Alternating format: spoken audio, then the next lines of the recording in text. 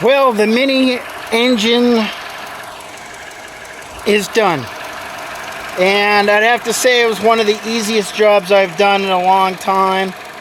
But then again, I've done so much work this last couple years on cars that I think I've improved my skill set and my experience levels quite a bit.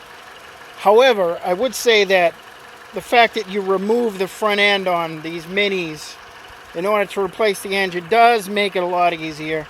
And the particular clamp that BMW uses for the exhaust on the front exhaust manifold, that makes it much easier to remove. Everything else was as expected.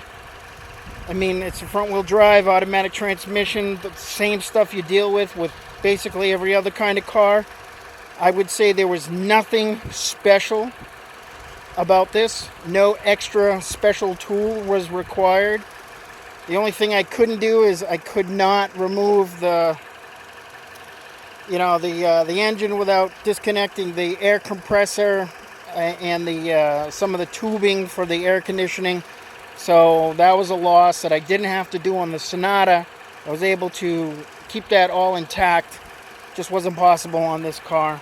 But overall, I would say that this is an easy job for someone with medium experience and a reasonable set of tools.